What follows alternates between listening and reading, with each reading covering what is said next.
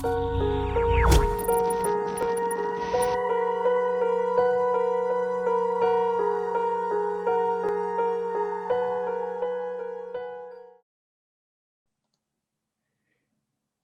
noches, es un gusto tener nuevamente presente al comandante Juan Aycardi, el Colobarrutia, a nombre de la Asociación Sopradina, le damos la bienvenida nuevamente, ya que en realidad hemos estado conversando anteriormente sobre sus dos obras anteriores, En Busca de la Verdad.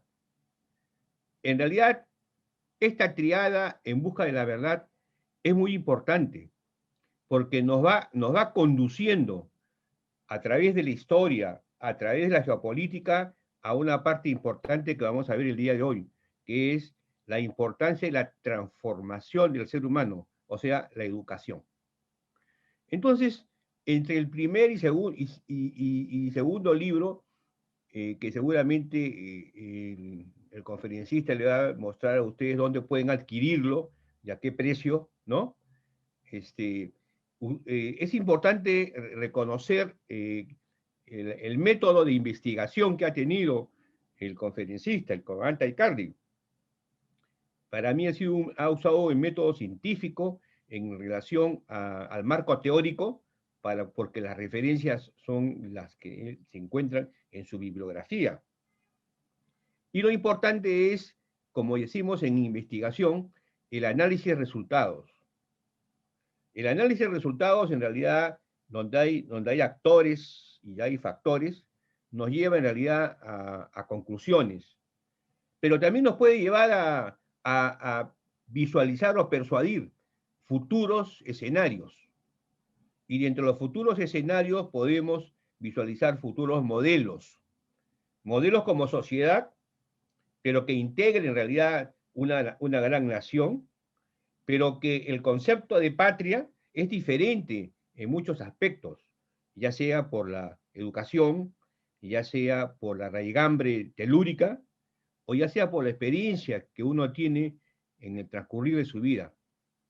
Entonces, yo le doy la bienvenida al comandante Juan Aycardi Colobarrutia, un comandante de la Marina en situación de retiro, que tuvo en realidad una excelente carrera durante su estadía en la Marina, y posteriormente ha tenido mucha actividad en la parte privada, y asimismo ahora nos acompaña en realidad a través de la parte académica, a través de la historiografía.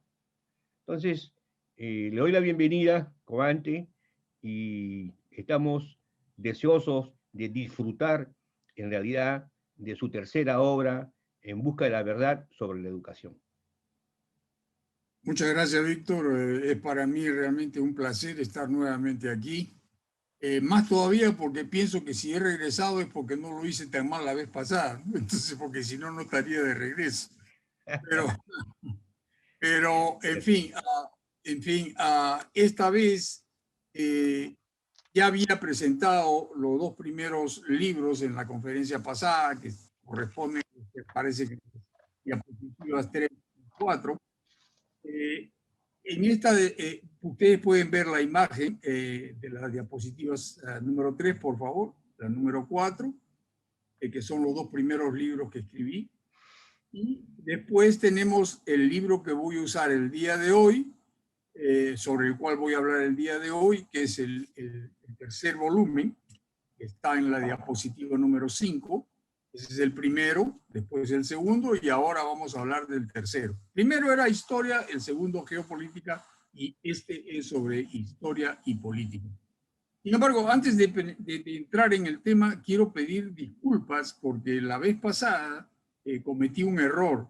No me di cuenta sino hasta después, cuando escuché la grabación. No me había percibido que en el momento que dije que se había manipulado a Ecuador para que entrase a la guerra, dije Brasil. No fue Brasil, quien fue Chile. Brasil no tuvo nada que ver en esa historia.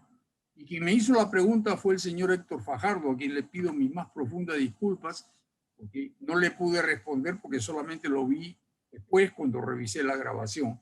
Entonces, por favor, mis disculpas. Muy bien, entonces ahora vamos a entrar, como decía, al tema de historia y la política en la educación nacional, porque lamentablemente, como están las cosas actualmente, no hay divorcio entre la historia y la política. Y antes de entrar todavía en el tema, quiero dejarles un pequeño mensaje, muy simple. Dice, es un mensaje que lo leí de alguien, no me acuerdo quién, no puedo citar el nombre, pero sí puedo repetirlo. Y dice así, para destrozar un país, para ganar un país, no se necesita una guerra ni bombas poderosas. Lo que se necesita es destruir su educación. El país se cae solo. Quiero que mantengan eso en mente, nada más. Y antes de continuar ya entrando en el tema, pido por favor que proyecte la diapositiva número 6, que es un vídeo que me parece que lo tienen que escuchar para que entiendan exactamente de lo que voy a hablar.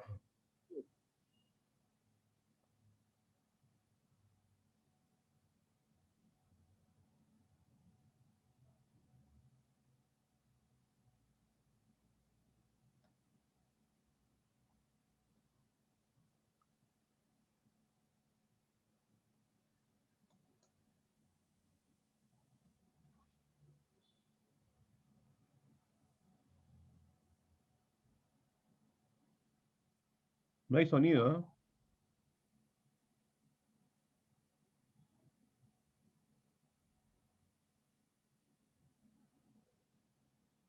Creo que el sonido está en el Face, Víctor. Puede ser.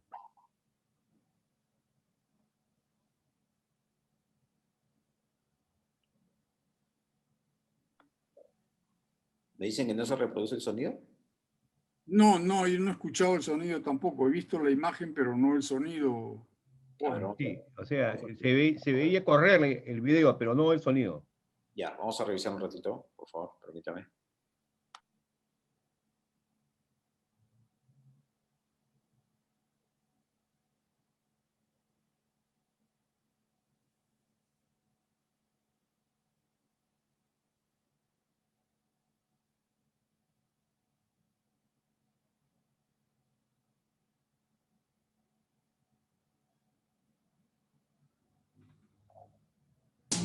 ¿En qué año fue la independencia? 1996. En 1981. ¿En qué año fue la independencia? En 1982, creo. 1922. En 1500, no me acuerdo. ¿Y en qué año fue la independencia del Perú? Más o menos. 1982. ¿En qué año fue la independencia? ¿En qué año fue la independencia del Perú?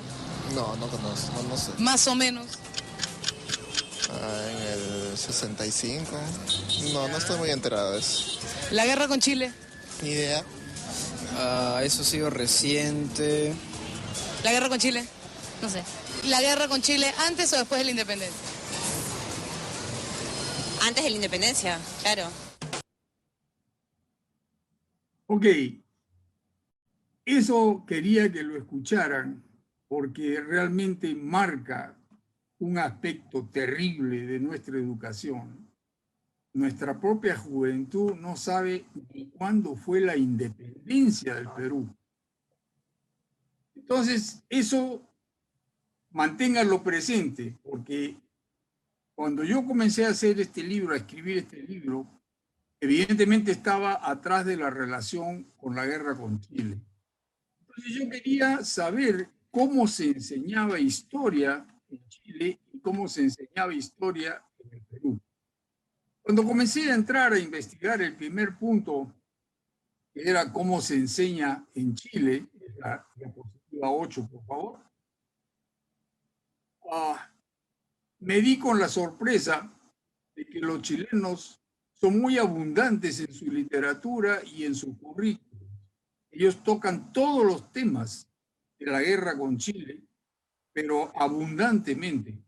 Inclusive entregan a los alumnos hasta CDs, parte de la historia de la guerra, escribió un libro de Nostroza, de la diosa al séptimo de línea, que fue un éxito tremendo, que hasta la fecha se vende, novelada La guerra con Chile. Evidentemente todo a favor de ellos, claro. Se habla mucho de la pérdida de la Patagonia, que según ellos Argentina se la robó, que ya lo hemos discutido en la conferencia anterior. Pero en realidad lo que quiero llegar es que Chile cubre la historia completamente en todos los años de colegio. Ahora, viendo eso, vamos a un punto en especial. Hay una parte en que yo no puedo dejar de mencionarla. Últimamente, y digo hace 3, 4 años posiblemente, se creó una historieta en Chile en la cual se presentaba un ciborgue, o sea, un robot, mitad humano, era un villano, ¿no? O sea, un sinvergüenza, en otras palabras, un ladrón, como quieren llamarlo, en el año 1999, era como una historieta. ¿Ustedes saben quién era ese villano, la representación de ese villano? El almirante Miguel Grau. Eso yo lo tomo como un insulto profundo hacia su vecino. Él tanto dice que somos hermanos. Hermanos después de la guerra, claro, ¿no? Nosotros no hacemos eso con Prat. Y Prat es un héroe chileno porque Grau lo hizo héroe, no porque él fuera. Vale la verdad. Pero de todas maneras, me he detenido bastante, suficiente creo yo, en cómo Chile encara su historia. ¿Y por qué me puse a investigar sobre esto? Porque me enteré que en el año 1985 se había firmado un tratado entre Chile y Perú, entre los dos ministros de Relaciones Exteriores, en el cual se proponían estandarizar o padronizar la historia, tanto en el Perú como en Bolivia, como en Chile. Pero en este caso era específicamente entre Perú y Chile. Pero ¿cuál era lo que se proponía? Lo que se proponía es que la historia fuera contada como Chile la cuenta, no como la contamos nosotros y como sucedió en realidad. Eso me dio un coraje tremendo, como ustedes se pueden imaginar, y es lo que me hizo entrar en toda la parte de educación. Dije, ¿por qué se ha llegado a ese nivel? ¿Por qué aceptamos eso? ¿Por qué la parte educativa se ha permitido llegar a ese extremo?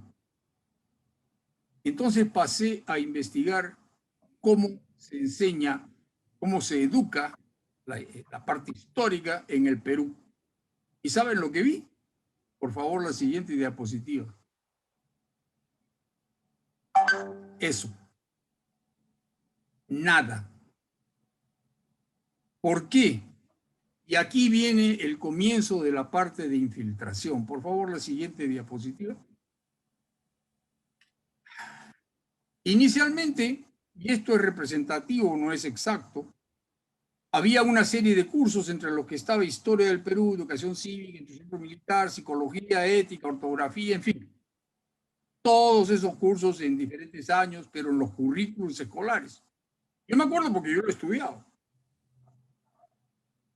Pero comienza allá por 1960 y poco, cuando se crea el bendito SUTEP, que era el Sindicato Único de Trabajadores de la Educación Peruana, que fue muy apoyado por la Revolución de Velasco Alvarado. Se crea ese sindicato que estaba totalmente infiltrado por Patria Roja. Entonces los maestros que comienzan a salir en esa época ya eran políticos más que maestros. Pero en ese momento aparece en escena un italiano, Antonio Gramsci, que ustedes ya deben haber oído hablar de él, y que él propone que la toma del poder desde el aspecto político ya no se haga con las armas, sino que se haga con infiltración. ¿Y cómo se hace esa infiltración? Muy simple. Siguiente transparencia, por favor.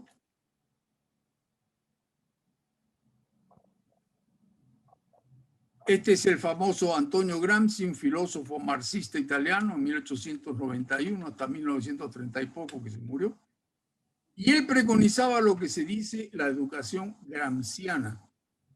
Para poder obtener su objetivo, de llegar al poder sin uso de las armas, él tenía que trabajar en la juventud, porque la juventud era lo que se proyectaba hacia el futuro como hombres líderes políticos, ¿no? Y si llegasen ya a su mayoría de edad con la mente totalmente dominada, totalmente controlada, pues era muy fácil, ¿no?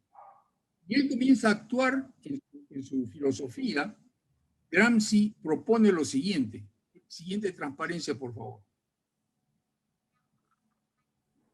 La primera acción tenía que ser eliminar la historia. En este caso, nuestra historia, historia del Perú. ¿Por qué? Porque la historia es la raíz de un pueblo. Historia es lo que realmente le hace nacer la identidad nacional al individuo. Historia es conocer lo que pasaron nuestros antepasados, nuestros abuelos, bisabuelos, sabe Dios. Eso es historia, el cariño a la tierra, el saber quién estuvo, quién vivió, quién murió, por qué murió y quién lo mató. Si eliminas eso, no hay base de patria, no hay base patriótica. Y eso fue el primer paso de Gramsci.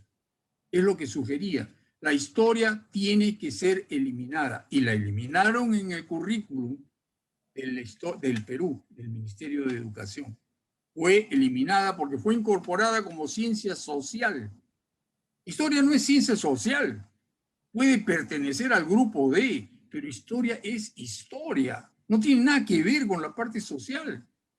Su actitud, su reflejo, su comportamiento, ¿es posible? Claro, sí, la sociedad tiene que ver en la historia, pero es una materia exclusiva. No es una parte de un desarrollo social. ¿Y cuál es el siguiente paso? Por favor, la siguiente diapositiva. El siguiente paso, están apuntándolo a la derecha, educación cívica. Tenía que eliminarse educación cívica. ¿Por qué?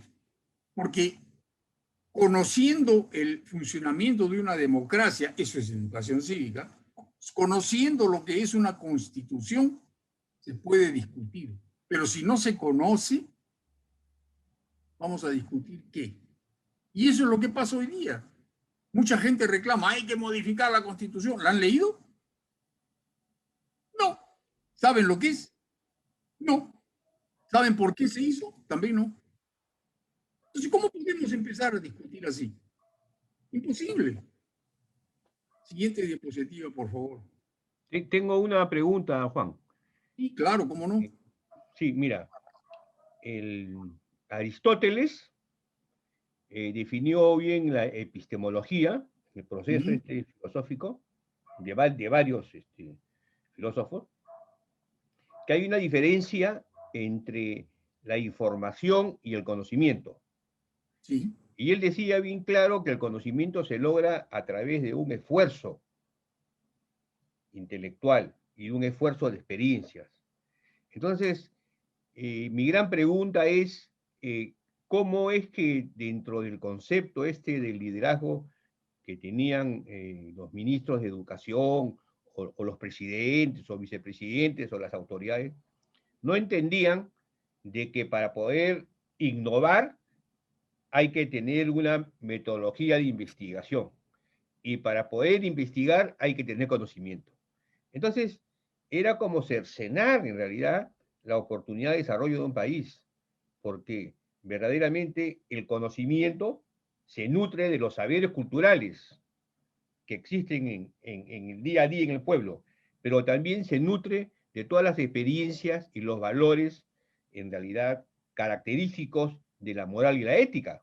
Entonces, al quitar creo, la historia del Perú y la educación cívica, fue algo muy premeditado, y mi pregunta era la siguiente: ¿es que no se dieron cuenta nuestras autoridades? Mira, es difícil responder eso porque tendría que haber estado en el medio del ambiente para responderte con total certeza. Mi suposición o mi idea, después de todo lo que he leído y he visto, es de que no se importaban, no se interesaban, están con la cabeza en otras cosas. No, hagan lo que tienen que hacer, educación sabe. Y educación estaba totalmente infiltrada. Entonces, educación lo hizo a sabiendas. Ahora, el presidente, el jefe de la Casa de Ministros, el jefe de la Casa de Ministros, el presidente del Congreso, a ellos les llegaba a la punta de la cabeza, porque tenían otras preocupaciones, ¿no? Era más importante el aspecto político, cómo me sostengo en la posición, cómo gano votos, ¿no?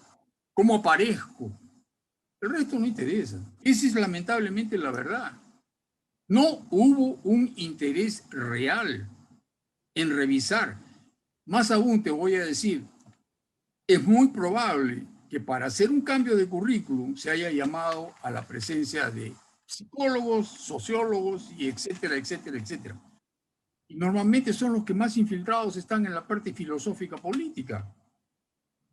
Entonces ellos se introducen en el ambiente de educación, cuando en realidad ellos no tienen nada que ver con educación. Es otra cosa, ellos tienen que ver el comportamiento humano, ¿no? El comportamiento social, todo bien, pero no la educación, pero se metieron, porque ya era parte del programa, digamos, que estaba haciendo la parte izquierda para poder infiltrar la educación. No sé si te he respondido la pregunta. Sí, claro, está perfecto. Gracias. Por favor, la siguiente transparencia, diapositiva. Entonces queda otro tema importante, instrucción premilitar. Todo el mundo dice, esa porquería no servía para nada. Servía. Servía porque metía aquí dentro de la cabeza lo que significa ver un pabellón que sube, una bandera que sube, ¿no? Un toque de banderas, un uniforme caqui, con un emblema roja o azul que era primaria o secundaria. Una escarapela. Una escarapela. Claro. Entonces era parte de historia, era el reflejo de nuestra historia. Era el remache, el sello que se le pone al individuo. Identidad con la parte, no militar en sí, la parte de historia militar que tiene el país. El respeto a los signos, el respeto a la bandera, el respeto al himno. Entonces también tienen que eliminarse, de acuerdo con la política gramsciana. Por favor, la siguiente transparencia. En este momento, ¿qué cosa nos queda? Nos queda de los currículos la parte temática, ¿no? O sea, los cursos, religión, arte, anatomía, biología, cuidado, porque es muy importante, eran dos cursos que no se dictan más. Era psicología y ética. Al no dictarse esos cursos, nadie sabe hoy día qué significa ética. Nadie le importa un caramba lo que significa ética. Entonces, ¿qué sucede? Sus principios son totalmente deturpados porque no hay ética en su comportamiento. Y la parte del modelaje que hacía Gramsci a la mente del ser humano para tenerla en sus manos al final, como les voy a mostrar. La siguiente, por favor. Eliminan toda la parte central, religión, arte, anatomía, botánica, no sirve para nada, ¿no?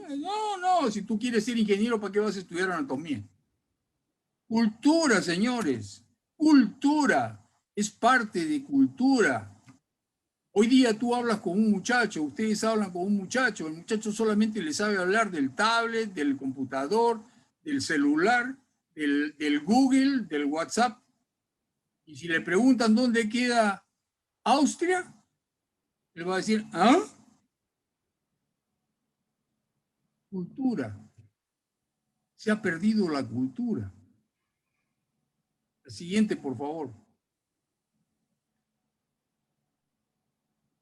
¿Nos queda qué cosa? Ortografía, redacción, gramática. Ah, pero ¿para qué se van a preocupar con eso? Lo que tienen que hacer es el ser humano se tiene que expresar como quiere. Hay que expresarse libremente. Esa cuestión del diccionario de la lengua. Por favor, no me vengan con historias, hombre. ¿Qué sucede? Ustedes tienen hoy día ingenieros que no saben hacer un informe. Y que si lo escriben con 100.000 faltas de ortografía y de redacción. ¿Por qué? Porque no han sido preparados en eso. No les importó un caramba saber cómo se hace, cómo se escribe un artículo. ¿Qué es lo que hay que tener presente? ¿Cuáles son las ideas? ¿Cómo se coloca? No. ¿Para qué? No, yo me expreso como yo quiero. Entonces viene lo que después vamos a ver en la ideología de género, que comienza mi cuerpo, ¿no? Mi cuerpo y tu sílaba, en fin. Siguiente, por favor.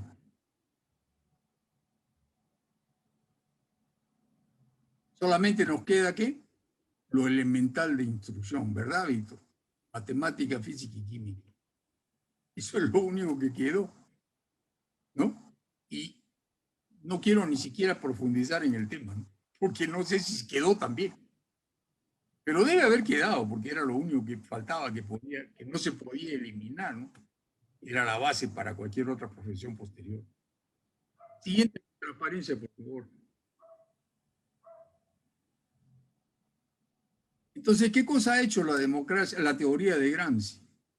Terminó con la libertad de expresión, terminó con mejor dicho, introdujo los benditos derechos humanos, introdujo la teoría de género y propició la democracia liberal. Todo eso es producto de lo que él comenzó a hacer. Pero no fue él solo, no fue él solo. Siguiente, por favor.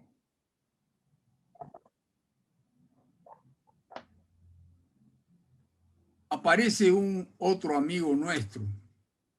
Pero antes de entrar en ese, vamos a decir lo siguiente. Gramsci, no crean que se inspiró solo en él. No, él se inspiró en Nietzsche, que era un filósofo alemán marxista también. Entonces, por ahí nace el amarre de la parte izquierda. Pero actualmente aparece, en 1952, aparece un gringo, un americano, un nipo-americano, digamos, Francis Fukuyama, que crea lo que es el famoso liberalismo democrático, que no es más otra cosa que la democracia liberal, ¿no? O sea, él dice de que el desarrollo de la humanidad, de la sociedad había llegado al punto final. O sea, no había funcionado el capitalismo y no había funcionado el comunismo. Entonces había que crear la democracia liberal. Yo hasta ahora estoy tratando de imaginarme qué cosa es democracia liberal, ¿no? Pero en fin, tengo que continuar con la exposición. Entonces vamos a tratar de resolverlo. Por favor, la siguiente.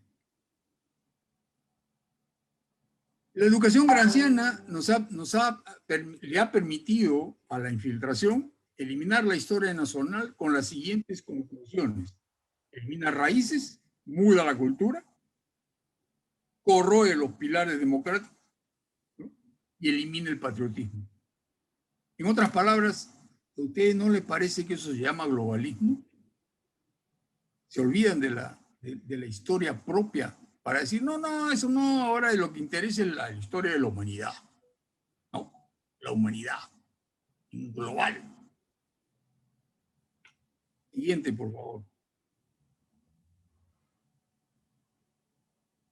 Al eliminar la educación cívica, ¿qué es lo que hace? Producir ignorantes cívicos. Gente que no sabe ni dónde está parada en la parte de organización política del país. Ni saben qué cosa es una república. No saben lo que es una democracia. No saben lo que es libertad. Reclaman libertad cuando lo que están reclamando es libertinaje. No tienen capacidad para enfrentar porque no saben. Les han minado el cerebro. Siguiente, por favor.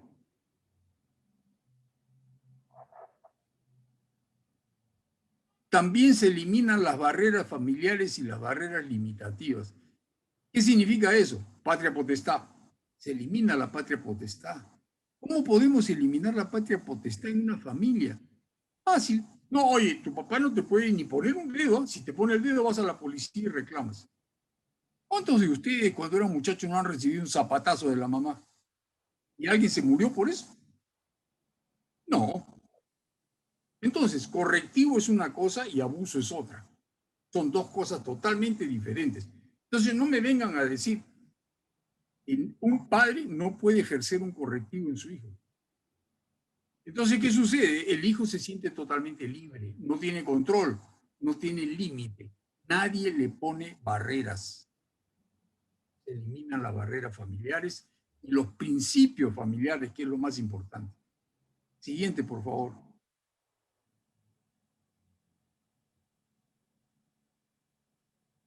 al hacer todo eso anterior, ¿qué cosa se ha estimulado?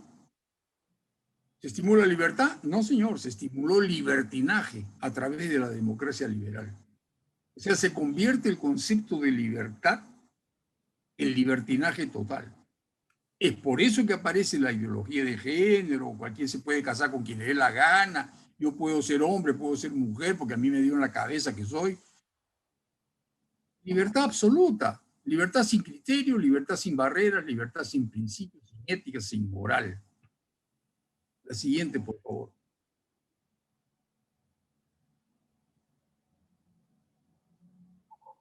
Entonces, observen, se eliminó la historia, se eliminó la educación cívica, se eliminan las barreras morales limitativas, se estimula la libertad hacia el libertinaje y a la democracia liberal, y que se crea las mentes manipulables. Una pregunta, Juan, por favor. Sí, por favor. Tengo una pregunta sobre ¿qué es lo que pasó con la iglesia en realidad? O sea, el concepto de la iglesia católica,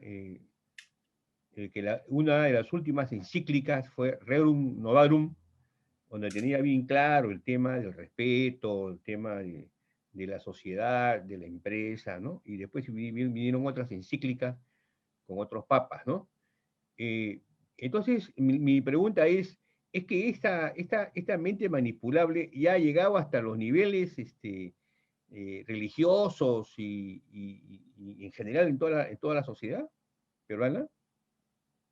Sí, Víctor, yo pienso que sí. Yo pienso que sí porque en algún momento hubo la famosa organización esa de los obispos, ¿te acuerdas? Claro. ¿No? Entonces, la iglesia en sí comenzó a perder su papel religioso y asumir un papel político. Claro. ¿No? Entonces, ¿qué cosa es lo que hizo? Él comenzó a interpretar ciertas cosas que son netamente religiosas dentro de un aspecto social y político. Entonces comenzó a derivar y se creó una escisión en la iglesia, a mi manera de ver. Con la teología de la liberación, creo que fue una de ellas, ¿no? Ciertamente. Entonces tuvo la tradicionalista y los teólogos de la liberación. Entonces, allí tú explicas, por ejemplo, cómo es posible que durante el año 74, en el año 74, se hubiera editado un libro para instruir a los muchachos de colegio donde se estimulaba el odio a los americanos poniendo un avión con la estrella, bombas que caían, niños que morían en el suelo y decía Vietnam, y al costado decía el patrón no comerá más de tu pobreza, y el libro había sido editado en Cuba. Y quien propiciaba eso era Monseñor Bambarín. Y nadie me lo ha contado, yo lo he visto porque yo era oficial en ese momento y asistimos a una reunión en la Escuela Naval y él estaba presente. Entonces la iglesia tenía una parte muy, muy fuerte en esto. Yo he visto a un padre no voy a decir el nombre, pero he visto un padre en la Normal de Mujeres de Monterrico, yo vivía ahí a 2 cuadras, un día domingo, durante la misa de mañana, donde estaban muchas empleadas domésticas, él consagrar la hostia en un quero de madera. Yo jamás había visto eso. Yo lo he visto. Y él hacer el sermón diciéndole, los patrones no deben comer más de su pobreza. Por favor, o sea, el padre haciendo política. Entonces, ese es el problema de la religión. Eso ha sido el problema también de la religión. La religión estimuló parte de ella, por lo menos, ¿no? Estimuló esa rotura, esa creación de esa mente manipulable. ¿Te respondí la pregunta? Sí, claro. Sí, Gracias. La siguiente, por favor. Entonces, no siendo suficiente todavía, teníamos estos 3 personajes, Nietzsche, Gramsci, Fukuyama, que se habían orbitado en el mismo pensamiento, que estaban en la onda del pensamiento. Pero el problema es ahora, ¿cómo manejamos el asunto? ¿No? Porque todo bien, lo hacemos y después, ¿cómo mantenemos la cosa? Ahí aparece un amigo también, el francés Sylvain Timsit. Sylvain Timsit que es prácticamente de actualidad, crea lo que se llama la manipulación mediática. La siguiente, por favor. La manipulación mediática no es más que reforzar el ataque sobre las mentes manipulables por todos los medios de comunicación. Computador, internet, periódicos, radio, televisión, lo que ustedes quieran. Y todo se apunta al mismo lado. Ahora, ¿cómo se hace? Porque hasta para eso tiene que haber técnicas, ¿no? Siguiente, por favor.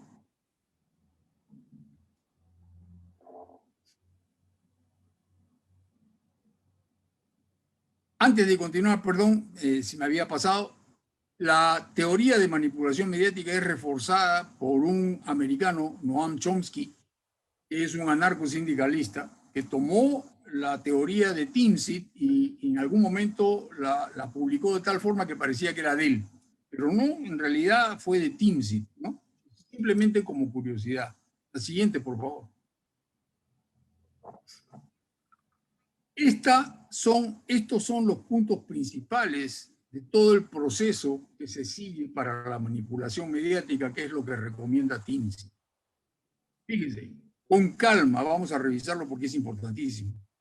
En primer lugar, hay que desviar la atención de asuntos importantes, o sea, quitarle importancia a lo importante para dirigirla hacia donde uno quiere, ¿no? Segundo lugar, hay que crear problema, pero inmediatamente ofrecer una solución. La solución ya está pensada y el problema también. O sea, yo creo un problema sabiendo cuál es la solución que voy a recomendar. El tercero, el principio de gradualidad. O sea, hay que aplicar las medidas gradualmente, despacito, despacito, ¿no? Despacito, va suave. Después, hay que diferir el tiempo. Eso quiere decir, miren, sabemos que las cosas están muy mal y se van a poner peor, pero eso es para después. Eso va a venir después. Ahora vamos a ver lo que es inmediato. Se difiere el problema. Pero el problema está allí y va a llegar. Pero hay que hacerle creer a la gente que es para el futuro. Entonces la gente lo acepta porque dice, nada, hoy día no pasa nada, mañana, ¿no? El quinto punto, hay que dirigirse al público como si fueran niños. Porque el niño cree todo. Es el cuento de la Caperucita Roja. Eso es lo que hay que cantarle a los adultos. Es fácil porque ya no tienen nada en la cabeza, ¿no? El sexto punto, hay que colocar mucho más emoción y menos reflexión. O sea, no hay que hacerlos pensar, hay que hacerlos emocionarse. Hay que ellos sientan la emoción de ser libres. Ahora, no importa el resto. ¿Por qué son libres? Los dos puntos más importantes son los que siguen y están en rojo en la transparencia. Mantener al público en la ignorancia y en la mediocridad. Ese es el resultado de la educación. Estamos con una educación totalmente mediocre e ignorante y se ha hecho de propósito. El octavo punto, estimular a ser más complaciente con la mediocridad. O sea, no hay que aceptar. La mayoría del pueblo, pobrecitos, son ignorantes. Hay que bajar el nivel para que ellos no entiendan. Por fin, llegamos al noveno punto, que es reforzar la autoculpabilidad. ¿Y quién es responsable de que el país esté así? Usted, clase media, usted que jamás se preocupó. Usted que está leyendo esto también es culpable. ¿Se dan cuenta? Y finalmente, mis amigos, hay que conocer a los individuos más de lo que ellos se conocen. O sea, hay que ser un poco psicólogo para poder hablarles y engañarlos, porque eso es lo que hacen, engañarlos. Hay una pregunta, Juan, que quería hacerte en relación a estos 10 puntos. En realidad son para hacer varias preguntas, pero hay un tema que es la fatalidad. Sí. En la sociedad peruana, en su conjunto, siempre habla de la fatalidad, ¿no? Mi mamá te enferma, si uno se va a la sierra, igual la fatalidad. y el otro punto es la apatía. Entonces, esa mezcla perfecta, en realidad, esa sopa de fatalidad y apatía, creo que facilita en realidad que esta estrategia en realidad subversiva tenga, pues, tenga una característica de éxito, ¿no? Porque, y eso en realidad, pues, es lo que hemos observado en realidad, porque hay un reforzamiento de la autoculpabilidad y uno verdaderamente no conoce a los individuos como debe conocerlo. Por ejemplo, mucha gente votó por Toledo y Toledo está en la cárcel ahora, ¿no? Sin embargo, era mirado como una cosa espectacular porque salía del pueblo. Entonces, yo creo que ahí hay una mezcla bien rara de no sé, de fatalidad, de apatía y también de egoísmo. Yo pienso que también hay un tema ahí de egoísmo, pero ya en los niveles de decisión, ¿no? O sea, hay una característica que yo la palpo y la he vivido. No te preocupes, tú tírale la pelota al otro, no te preocupes, tú deshácete del problema y que el otro lo tenga. Entonces, esa característica yo creo que también existe. Entonces, hay un tema ahí de identificación en realidad con la importancia en lo que es la honestidad en educación, ¿no? Claro, porque ya no importa que pase, ya verá, él verá cómo soluciona su problema para entrar a la universidad. Ya en la universidad ya no hay problema, si tiene trica, no importa, ¿no? Entonces, eso creo que es una manera de mirar estos 10 puntos que son importantes, ¿no? Sí, tienes toda la razón. Es verdad, si tú comienzas a analizar con calma, porque lamentablemente también no me puedo explayar mucho, ¿no? Porque podría hablar durante horas acerca del tema y podría tratar mucho más ampliamente esto, pero creo que es suficiente por lo menos para comenzar a entender la situación, ¿no? Porque hemos llegado a una situación donde los jóvenes ya no tienen identidad ninguna con el país, ¿no? Y eso es peligrosísimo, eso es peligrosísimo, porque se les ha estimulado el globalismo. O sea, han perdido su identidad nacional, no hay patriotismo, no existe. Lo que tú me preguntas está contenido dentro de algunas líneas de lo que he colocado en la diapositiva. Es la manipulación mediática. ¿No? Es la forma como se presenta. Ahora, modalidades existen dentro de la forma básica, pero el punto más importante es tal vez en la acción anterior que vimos en una transparencia anterior, es que se eliminó la ética en los estudios. O sea, el muchacho no sabe lo que diablos es ética. No entiende lo que es ética. Y eso es importantísimo para el desarrollo del ser humano. Un ser humano que no tiene ética en su comportamiento es una basura. ¿Estamos de acuerdo o no? Entonces, ese es el grave problema. No hay ética. Si no hay ética, no hay principios, porque la ética se basa en los principios, justamente, ¿no? Principios morales, religiosos, familiares, lo que tú quieras. Lo destrozaron todo. Lo han destrozado porque convenía políticamente hacerlo y tener ahora una masa es manipulable y lo ves en las manifestaciones, ¿no? Lo ves en las manifestaciones. Ok, ¿respondí entonces tu pregunta? Sí, claro, sí, claro. Muchas gracias. La siguiente, por favor. Gracias. Eso es lo que se ha producido. La democracia liberal y el anarquismo, porque no es otra forma de interpretarlo, ha producido un individuo ideológicamente polarizado. Es el anarquista, que no sabe por qué es anarquista, se cuelga la máscara, pero no sabe por qué. Lleva un mazo para romperle el alma a cualquiera o para destrozar todo lo que pueda, porque solamente entiende que destrozando se protesta. Lleva un cartucho de dinamita para volar lo que pueda volar, pero no sabe por qué lo hace. Simplemente lo hace, porque alguien le dijo que lo hiciera. Dentro de la cabeza hay eso, nada.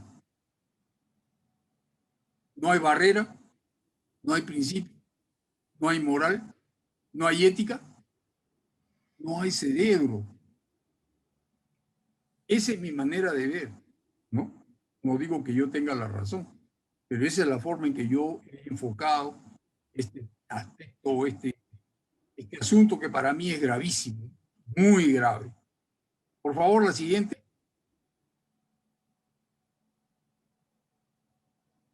Aquí hay un video que tiene más o menos, me parece que son 7 minutos de duración. No sé si lo quieran escuchar en completo o si lo puedes cortar.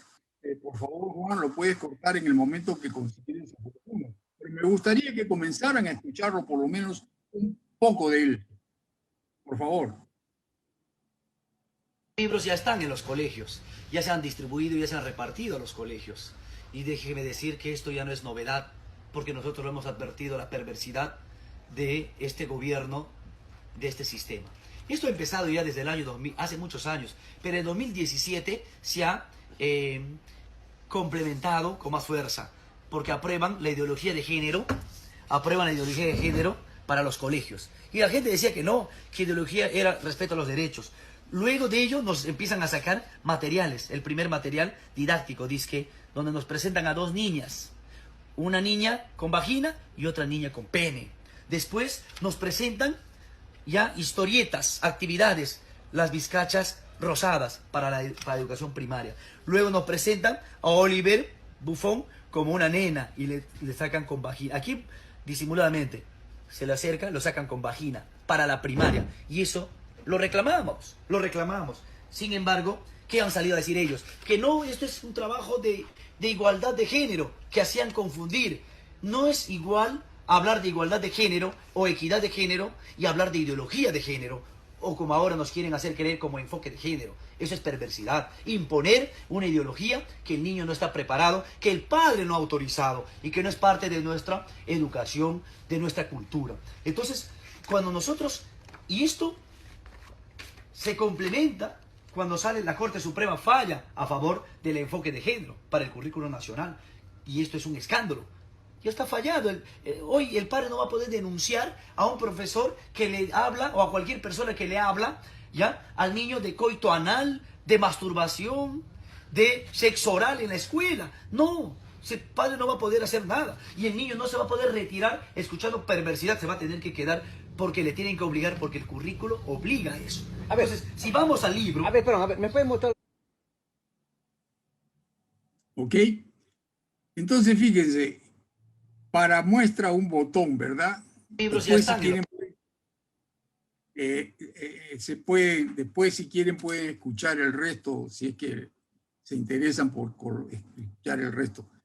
Yo me quedé asombrado, sinceramente. Yo me quedé absolutamente pasmado con este asunto, porque es terrible, es terrible. O sea, la ideología de género ya se convirtió en un Kama Sutra para los niños. ¿Cómo puede ser que a un niño se le enseña a masturbarse en el colegio, por favor? ¿Cómo se le prohíbe a un padre que le inculque a sus hijos sus principios morales en la casa? Yo no, sinceramente no lo entiendo. No puedo aceptarlo tampoco. No lo acepto. Sin embargo, eso es lo que está ocurriendo. Para que vean ustedes el deterioro al que se ha llegado, ¿no? Y eso que ahora, ustedes saben, el SUTEP ya no está con el Patria Roja, ahora está el CONARE, que está ¿con quién? Con Sendero Luminoso. Entonces, con el Movadef, ¿no? Ok. Pasamos entonces al siguiente punto. Todo este asunto de educación es tratado en la Constitución Política del 93. Sí, claro que es tratado. Uy, es muy cubierto. Ahí está, capítulo 2 sobre educación, artículos 13 y 14, participación de los padres. ¿A ustedes los han llamado algún día para que dieran su opinión sobre la forma en que se les enseña a los niños estos temas? ¿Se les consultó? No. Formación ética, cívica, cultural y moral, ¿dónde está? ¿Dónde está? Artículos 16 y 17 dice: el Estado garantiza educación pública gratis para alumnos que no tienen medios económicos. Totalmente de acuerdo. Y también dice que financia la educación universitaria para quien tampoco tiene medios. Estoy de acuerdo. Solo que hay un punto interesantísimo. No se analiza el rendimiento. Entonces, un muchacho que no sabe ni siquiera leer bien pasa de primero a segundo, a tercero, a cuarto, sin examen. Porque si falla en el examen, igual lo van a aprobar. Porque si no, se le traumatiza mentalmente. Por favor. ¿Quién de ustedes se ha traumatizado si se lo jalaron una materia? No se respeta el esfuerzo individual, señores. No existe esfuerzo individual. No hay premio por el esfuerzo individual. Entonces no hay estímulo. Dice que la educación universitaria tiene que ser financiada o debe ser financiada por el Estado para aquellos que no tienen medios. Estoy de acuerdo. No para todos porque no va a alcanzar el presupuesto. De acuerdo. Entonces, ¿para quiénes? Para aquellos que aprueben un examen y se demuestren que son bien capacitados para continuar la profesión. ¿De acuerdo? Durante 5 años o 8, no sé cuánto, depende del curso que sigan, el Estado les va a pagar del presupuesto, o sea, del dinero que ustedes pagan en impuestos, les va a pagar la educación a esa persona. Y vemos hoy día gente que estudia en las universidades con bolsa, que se quedan 3, 4, 5 años en el mismo año. ¿Por qué? Porque se han convertido en dirigentes estudiantiles. Ya no quieren ser profesionales, son dirigentes. O sea, ya no interesa la profesión, interesa la agitación, la política. Entonces yo sugiero, es mi sugerencia particular, lo que se debería hacer es de que el Estado diga, señor, yo le voy a financiar a usted su carrera, pero si usted me repite un año, sale. Número 1. Número 2, muy bien, usted ha terminado, ha aprobado los 5 años, es usted formado médico. Momentito, no se vaya. Ahora usted tiene que pagarme por lo que yo le he pagado a usted. Pero no me va a pagar en dinero, no quiero su dinero. Usted me va a pagar con su trabajo. O sea, usted va a trabajar para el Estado como médico y va a ganar el sueldo que gana un médico del Estado y va a ir donde yo lo mande durante 3 años. Y pasados los 3 años, si usted quiere, se puede ir a Cuba, a Venezuela, a Estados Unidos, a Rusia, a Francia, donde el diablo perdió la bota, es problema suyo. Yo no le voy a impedir. O puede usted montar su consultorio, hacer su clínica, santo y bueno, pero 3 años usted me debe. ¿Por qué? Porque eso es una retribución hacia el propio pueblo que ha aportado. Nadie lo ve, pero es parte de los impuestos que uno paga. ¿Por qué no tiene resarcimiento? Ese individuo tiene una obligación con la sociedad. O sea, no es cuestión solo de estudiar y formarse porque me pagó el Estado. Entonces ahora ya soy médico. ¿Y qué cosas has hecho por la sociedad? No, ahora tengo mi consultorio. No, pero ahí no es así. No puede ser así. Está errado. Eso es lo que se propone. Entonces, cuando se habla de que está todo en la constitución política del país, que se consideró, mentira, no se consideró, se escribe, pero no se respeta. ¿No? Se escribe, está escrito. Pero déjalo. El que quiere lo entiende y el que no quiere no lo entiende y todo queda igual. Entonces, señores, miren, les he hecho un resumen bastante apretado, lo reconozco, sobre la forma en que la política ha actuado en nuestra educación, y digo nuestra porque estoy hablando del Perú, cómo se ha destrozado el sistema educativo, cómo el Ministerio de Educación se ha convertido en simplemente un nido político, en manipulación política, en este caso de la izquierda, que viene desde la cantuta, porque por allá comenzó el asunto, ¿no? Ahora, piensen cómo será en el interior. Piensen cómo será Ayacucho, Junín, la Sierra del Cusco, Puno, donde no llega nadie. es cuestión de observar. Yo creo que estas elecciones han demostrado que el pueblo se está sintiendo solo. Yo estoy de acuerdo en eso. No estoy de acuerdo en la forma. No estoy de acuerdo en la forma. Porque llegar a un programa político que es 100% comunista no es el futuro para el país. No es porque vamos a hacer otra Venezuela, otra Bolivia, otra Cuba. No es eso lo que queremos. Nosotros tenemos suficiente capital en nuestro país para ser una potencia. Pero hay que respetar, hay que trabajar, hay que esforzarse. Lo que se propone simplemente es quitarle al que tiene para darle al que no tiene. Y cuando se acabó, ¿qué le van a dar? Eso es lo que pasó en Venezuela.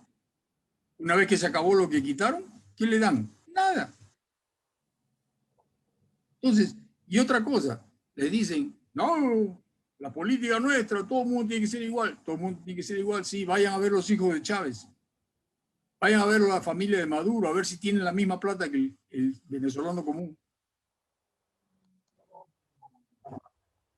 Eso es lo que yo quería decirles y eso es lo que yo trato en el libro, en el último tomo. Más o menos todo lo que he dicho aquí está en ese libro. Entonces yo quisiera saber si existe alguna pregunta, alguien desea que yo explaye algo, aclare. Carlos, Juan, yo creo que tú tienes alguna pregunta, Juan, ¿no? Ahí en el chat. A ver, voy a ir revisando, por favor. Así que si tú tienes algo que comentar con mi tocayo, adelante. Bueno, yo la verdad es que lo que dice el conferencista Juan Aycardi, que es mi amigo, comandante de la Marina, es sumamente muy importante. Educación es educare. Y la palabra educación viene de educare. Y educare significa que debe salir desde dentro de nosotros el conocimiento. Entonces, yo creo que el esfuerzo que hay que hacer, y yo lo felicito en realidad al comandante Aycardi, porque nos ha hecho ver que hay muchos de los componentes de lo que es la educación que han sido eliminados y que altera el ser. O sea, el problema es que nosotros tenemos nuestros hijos, nuestra familia, que tienen una individualidad. Pero esta individualidad es afectada no por la familia, sino por efectos fuera de la familia, que son los medios de comunicación o los medios digitales. Entonces, lo que tenemos que hacer es recuperar, en realidad, recuperar el educare, que es el ser de la persona relacionada al mejoramiento. Y algo que es trascendental y que quiero colaborar con el conferencista, que hay algo que es muy importante. De los 30 millones de peruanos, aproximadamente hay un 70% de mano de obra no calificada. Mano de obra. Y hay un 30% de mano del 30% que queda, hay un 15 o 20% de mano de obra calificada técnicamente. Y solamente un 5% a nivel doctorado o a nivel investigación. Mi pregunta es, ahora y esta se la pregunto al comandante Aycardi, ahora con la nanotecnología, con la inteligencia artificial, con la robótica que está en el mundo moderno, que se mueve todos los días, ¿cómo vamos nosotros a enfrentar esa realidad? Entonces, yo no tengo una respuesta en realidad. Si el 70% es mano de obra no calificada, o sea, las inversiones no van a poder venir, y si vienen van a venir con su gente, o sea, ¿qué va a pasar? Va a haber una disgregación de ciudades. Esa es una buena inquietud que yo le he analizado, ¿no? No sé tú qué piensas, Juan. Mira, yo estoy 100% de acuerdo contigo. Lo que pasa es que este punto se me escapó. Tú sabes que se me escapó que yo pienso eso. Entonces yo quisiera tocarlo, aunque sea levemente. Este problema no es de hoy, no es un problema de muchos años atrás. Hace una centena de años, diría yo, creó el famoso Politécnico Pardo, José Pardo, ahí en la avenida Grau. ¿Cuál era el objetivo de ese Politécnico? Era crear los famosos técnicos, o sea, electricista, maestro de obra, carpintero, sabe Dios, ¿no? ¿Y eso qué cosa es? Eso es mando medio. Y es lo que no hay hoy día. Nosotros no tenemos mando medio. No tenemos mando medio porque todo el mando medio es empírico.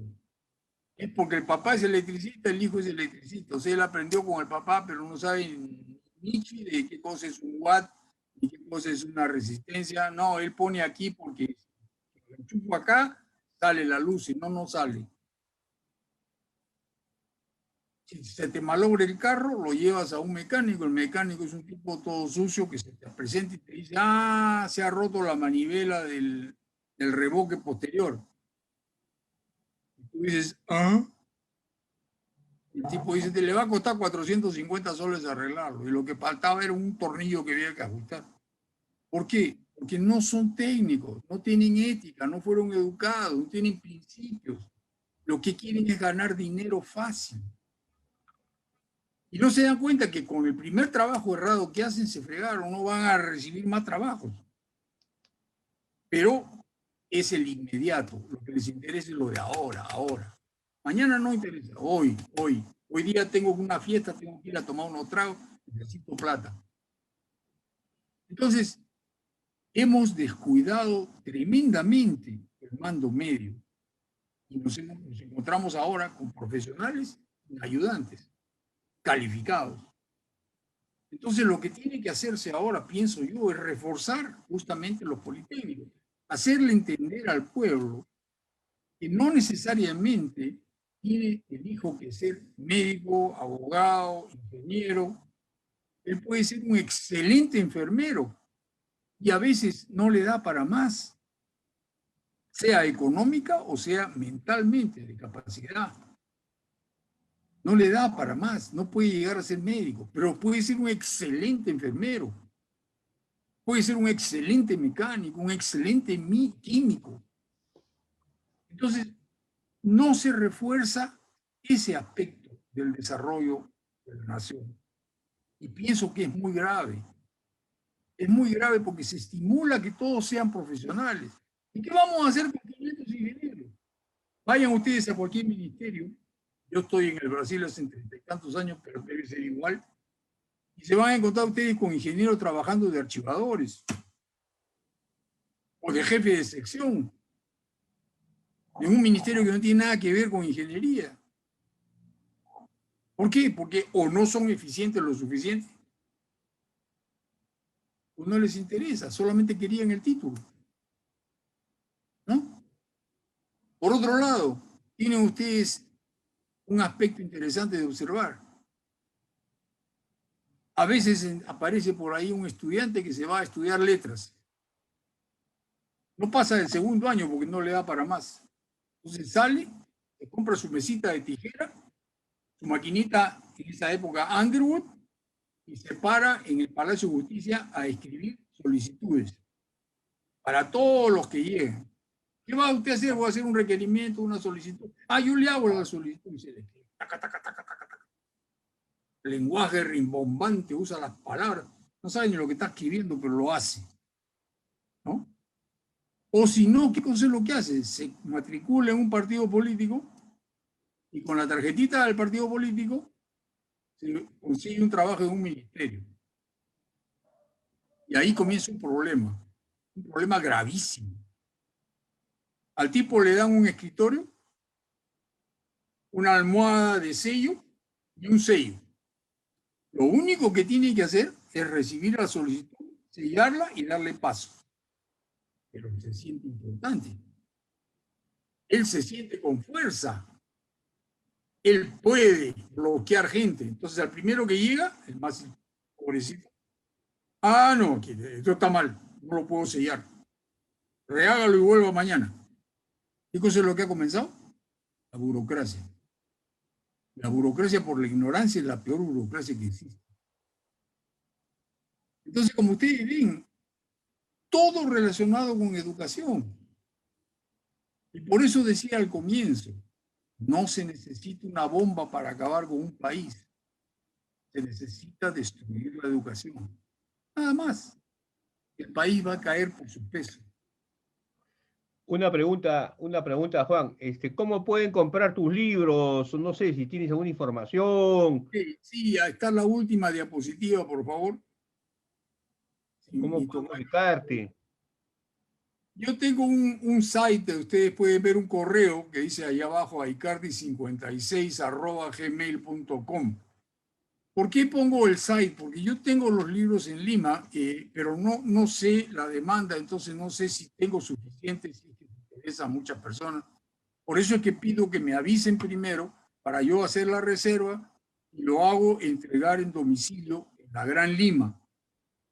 Solo en la Gran Lima, porque para afuera ya no. O sea, te pueden escribir por el correo y Sí. tú le das tu WhatsApp. Yo le doy, en ese momento yo les doy. Todo.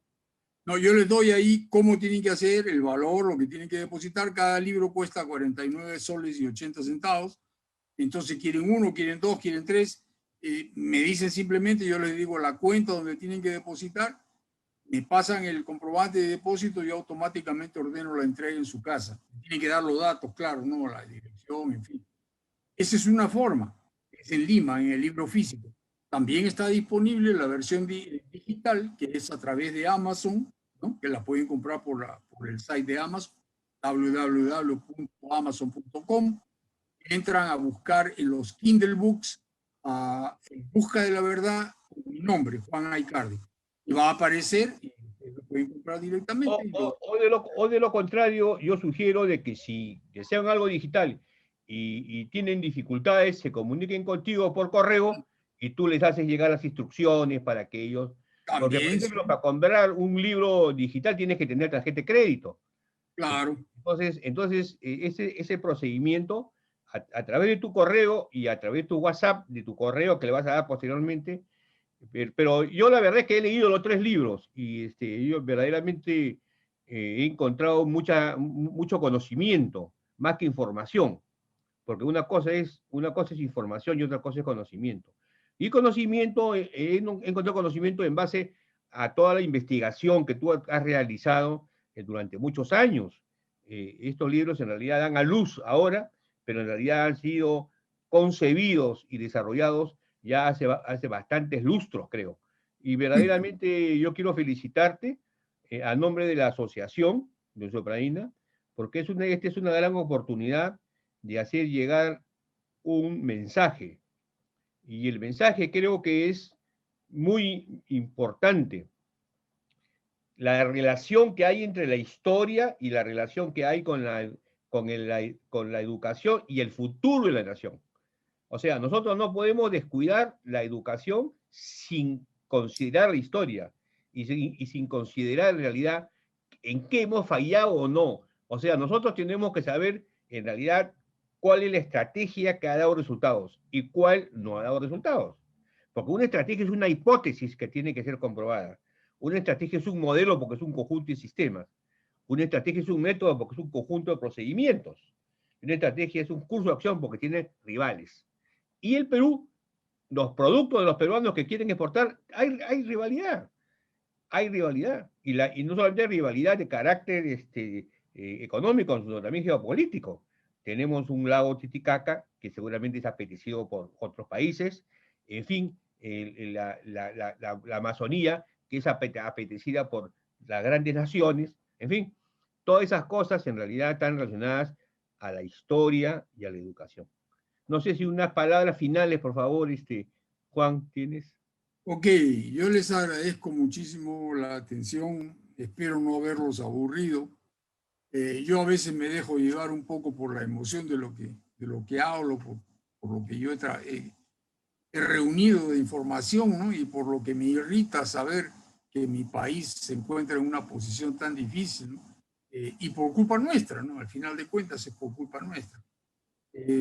Yo creo que está más que en la hora de reaccionar, ¿no? Entonces, se impone ciertamente una acción decidida sobre la educación para librarla de esa cáscara política que no viene al caso, no puede afectar a nuestra juventud, no puede afectar nuestro futuro, no puede afectar el patriotismo de la gente, ¿no? Porque eso es terrible para el país, es pésimo.